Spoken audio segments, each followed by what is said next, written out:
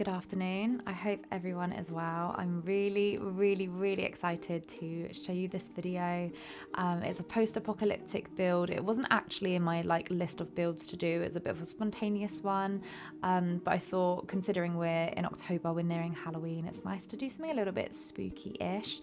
And I have made a post-apocalyptic cabin actually in this world. I haven't recorded it, but there are clips up on TikTok and YouTube Shorts of the inside and the outside of it. I really enjoyed doing that, and even though I am a cottagecore builder, I feel like I really thrive with these post-apocalyptic ones because I love zombie movies. My dad, he normally watches my videos, so this is a shout out to him, but it reminds me of when we used to sit down and watch the Resident Evil films and Dead Snow and all of that sort of stuff. So yeah, I was really looking forward to building this one, and I actually managed to get it built pretty quickly. I think all in all, with the building, the filming and the editing, it only took about a day. I just was so into this build as well. I just wanted to get back on Minecraft and build. So yeah, it's been really fun for me to do. And another reason I enjoyed this build so much is because I haven't built an A-frame house before. So I was trying something different, and I think I will definitely make an A-frame house again. I did end up expanding it, as you probably saw at the start, because I made it a little bit too small. I just wanted to make sure that I had loads of space to decorate accordingly inside, so expanding it was a really good idea. I've gone for the tall sloping roof like I've done in previous builds. I think it gives it a bit more of a cabin in the woods / horror vibe. Now that I've installed this Yuushya's town mod, the building possibilities are absolutely endless. They have items such as cars and trucks. I've got some really good ideas for builds coming up for this town. So one of them is going to be an abandoned petrol station with a little convenience store, and another one I'm thinking of an overrun power plant.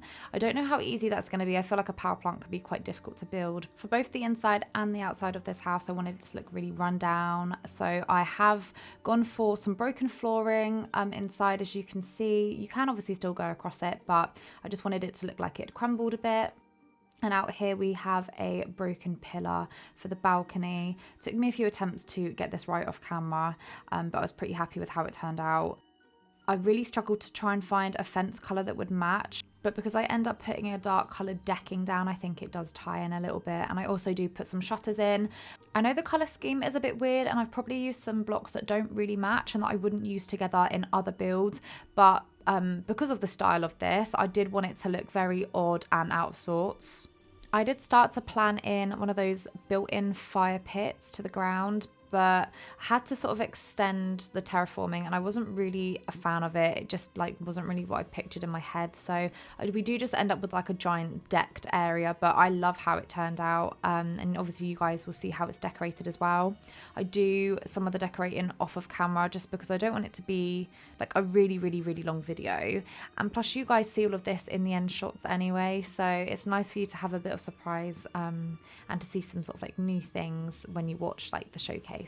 For this side of the house, I wanted to create one of those balconies that you can't actually walk onto, but you do have double doors to open up and let the fresh air in. Not sure if that's just a UK thing or if it's in other countries as well, but that's the look I was going for. A bit like the rest of the house, I really wanted this decking to look like it's been through some tough times. So I have popped in some moss patches, and there's some leaves and stuff lying around and some tall grass growing. As you can see here, I started building a staircase that I wanted to look broken, so we do end up putting a ladder in next to the fridge a little bit later on instead. I like to think that the person that squats there has created this ladder so they can actually make use of the second floor.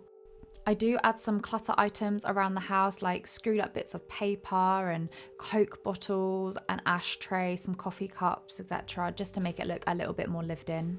Of course, have to add in some boarded up windows, and I only did it on that side because the other side faces the sea, so I didn't really feel like it was that needed.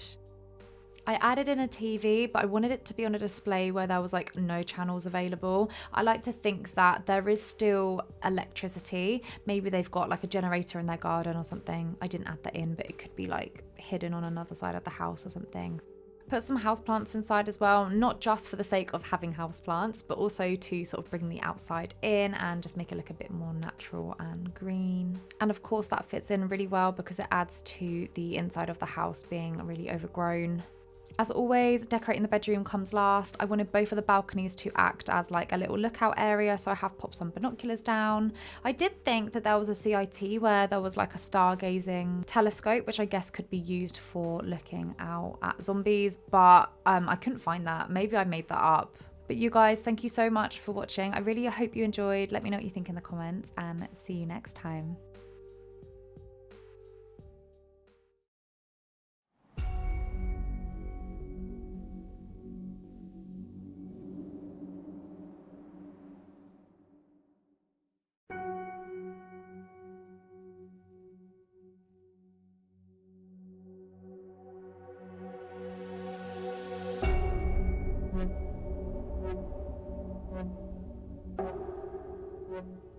Mm-hmm.